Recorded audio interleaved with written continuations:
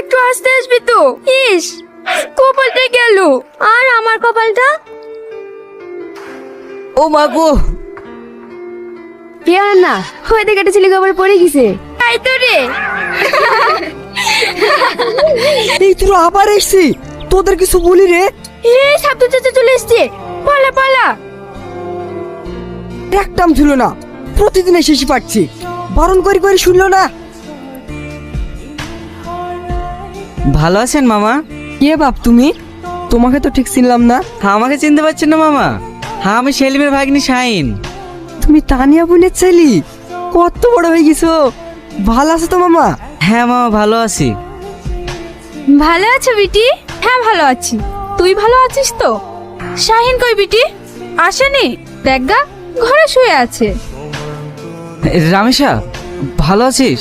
হ্যাঁ ভালো আছি। কখন আসলা? ঘন্টাখানেক হয়ে গেল। তুই কোথায় ছিলি? আমি পড়তে গেছিলাম। তুমি আবার ঘরে শুই কেন? বাইরে পানে বেড়াবা? একা একা আবার কোথায় যাব, তাই শুয়ে আছি।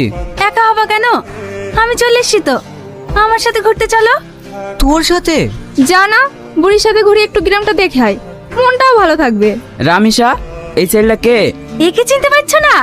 তানিয়া বিটির ছেলে, শহর থেকে বেড়াইতে এসছে। তানিয়ার ছেলে? এত বড় হয়ে গেছে মধু। তোমার মা ভালো আছে? হ্যাঁ ভালো আছে।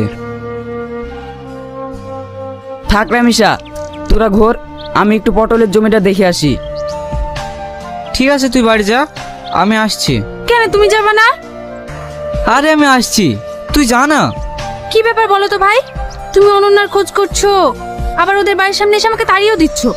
ব্যাপারটা কি তোমার? আমি তোকে ঠিক বলবো, তুই এখন বাড়ি যা না বোন। ঠিক আছে, তাড়াতাড়ি আসবা। কোথায় গেল?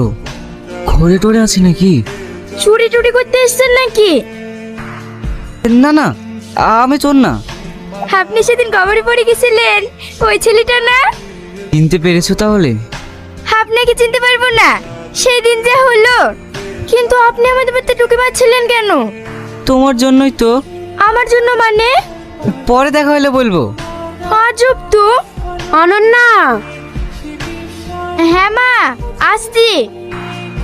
সরি, এবার থেকে তুমি করে বলবো। আজ তাহলে আসি, কাল আবার দেখা হবে। অনন্যা, কিছু বলবে? এটা নিয়ে গেলে না? ও দাও। এভাবে না। আরে এ কি করছো? দাও তো।